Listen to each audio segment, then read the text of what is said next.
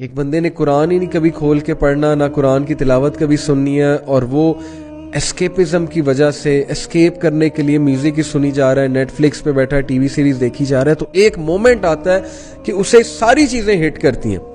Trust me, at the end of the night, when he or she has watched so many episodes of seasons اور اس نے بہت سی movies دیکھ لی ہوتی ہیں، پھر وہ سوچتا ہے کہ یار میں نے اتنا کچھ کر لیا ہے، now what next؟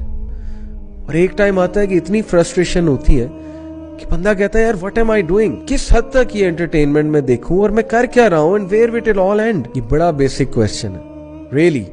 یہ آپ سب کے ساتھ بھی ہوتا ہوگا، کبھی کبھی فرسٹریشن ہو جاتی ہے بہت زیادہ، جب اللہ کی عبادت ہی نہیں کرنی، جب قرآن ہی نہیں پڑھنا، اسپرچویلٹی زیرو ہے اور نفس الامارہ گرو ہوئی جا رہا ہے. تو اس لیے مومن اللہ کی عبادت کرتا ہے، وہ ظاہر ہے کہ سارے مومنین والے کام کرتا ہے، خشیت سے نماز پڑھتا ہے. تو مومن کو ایگزسٹینشیل ڈپریشن نہیں ہو سکتی، میں نہیں مان سکتا. تو ہم اس سینس میں کہتے ہیں کہ مومن کو ڈپریشن نہیں ہوتی، مطلب ہوتا ہے ایگزسٹینشیل ڈپریشن نہیں ہو سکتی.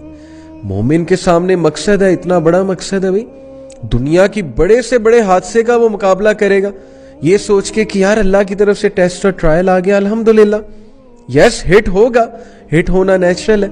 صحابہ کہتے ہیں کہ اللہ کے نبی صلی اللہ علیہ وسلم، حضرت خدیجہ رضی اللہ عنہا کی جب وفات ہوئی، اللہ کے نبی did not smile for months.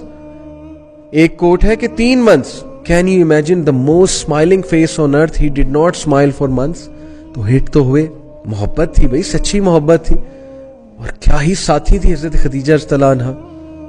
فوت ہوئی، بہت دکھ میں گئے، لیکن کیا ایگزسٹینشیل ڈپریشن میں گئے؟ انہوں نے یہ سوچا کہ یار میرا پرپس کیا ہے یہاں پہ، نعوذ باللہ.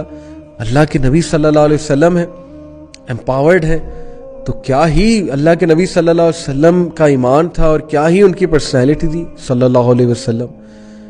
تو اس لیے میرا بتانے کا مقصد یہ کہ یس دکھوں سے، گریف سے انسان ہٹ تو ہوتا ہے، لیکن کبھی بھی یہ نہیں سوچتا کہ یار میں خودکشی کر لوں، یا مومن یہ سوچے کہ یار پھر لائف کا مقصد کیا ہے. وہ انٹرپریٹ فوراً کر لیتا ہے، اللہ کی طرف سے ٹیسٹ ہے، حادثہ ہے، اللہ مجھے گرو کرنا چاہ رہے ہیں، آخرت میں ریوارڈ ملے گا، جنت میں ریوارڈ ملے گا، صبر کا جو ہے وہ بہت ریوارڈ ہے، اللہ مجھے عزت دے گا دنیا میں، اللہ میرے رینکس کو ایلیویٹ کرے گا. پھر تقدیر کا کانسیپٹ، ٹھیک ہے نا کہ حادثہ لکھا ہوا تھا، میں نے بہت کوشش کی.